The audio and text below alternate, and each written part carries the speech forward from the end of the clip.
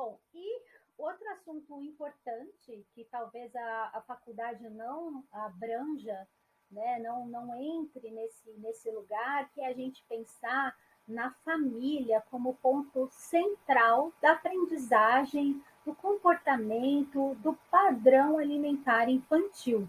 A gente precisa considerar a família na nossa prática clínica, na nossa atuação.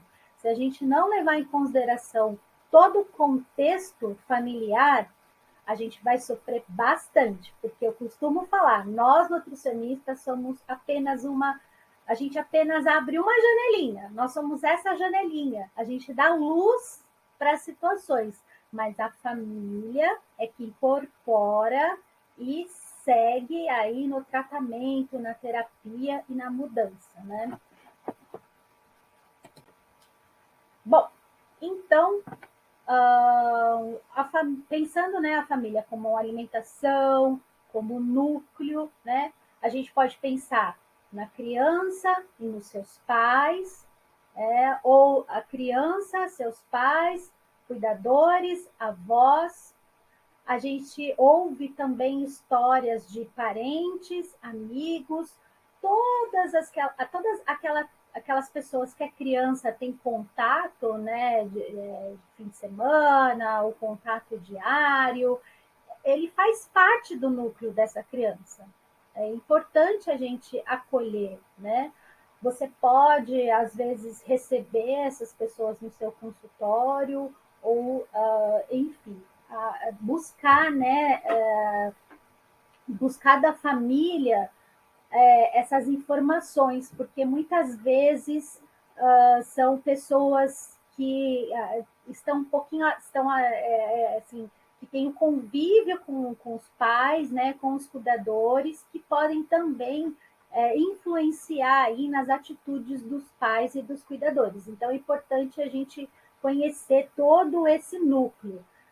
Às vezes, o paciente traz para você, na primeira anamnese, na sua entrevista, algo que incomoda com relação a tudo isso, ou muitas vezes você vai descobrindo ao longo da terapia alimentar, né? Então, a gente precisa considerar essa história familiar. Mas como assim? Famílias que tiveram situações socioeconômicas prejudicadas e tiveram alguma questão alimentar, né? Lembra daquele contexto do padrão alimentar, que uma coisa tem a ver com a outra? Isso pode gerar situações para a criança e para a família de como que ela enxerga a alimentação e aí como que ela lidar com tudo isso, né? Como que ela olha com a sobra, com a falta, ou com todo o contexto alimentar, né? Qual que é a cultura alimentar daquela família? Do que ela se alimenta? Por exemplo, eu já atendi paciente que não era brasileiro, não comia o arroz e feijão, mas a criança era alimentada pela babá brasileira que comia arroz e feijão. Então, eles tinham o desejo de que a criança comesse arroz e feijão, mas eles em casa não comiam arroz e feijão. Eles tinham o costume de comer outros alimentos, batatas, legumes, massa. Então, era uma outra cultura alimentar, culturas alimentares se misturando, né? E um desejo da família com relação à alimentação da filha e da criança. Então, gente, isso é muito importante a gente observar, né? A gente precisa conhecer essa cultura da família, né? Finais de semana, eles se reúnem ou não, são mais pessoas, não são, isso é muito importante, porque isso também vai influenciar na tomada de decisão da família, né? Quais são os valores dessa família? O que ela prega, né? Quais são os valores? Quais são as dinâmicas familiares, né? Quem participa das refeições, quem não participa, como que essa família... Isso a gente está falando na relação da alimentação, mas a gente também tem que deve estender para a vida dessa família. Porque quando você vai mudar um hábito alimentar, ou você vai tentar trazer novos hábitos alimentares, novos movimentos, né? Você precisa entender como que é essa dinâmica no sentido assim, essa mãe está sobrecarregada, não está? É o pai que está participando da alimentação, é a avó, é a tia, é o cuidador, né? Essa criança ela passa o dia todo na escola, a família trabalha demais, a família trabalha 12, 13 horas por dia ou não. Então, tudo isso deve ser considerado no seu atendimento, na sua devolutiva, no seu na sua anamnese e na sua atuação. Isso é muito importante. Por quê, gente? Porque a partir de toda essa dinâmica, né, de todo esse núcleo, é que começam as tomadas de decisões, né, é que são feitas as tomadas de decisões, e aí você pode gerar ou não a mudança de um comportamento, a partir de toda essa história.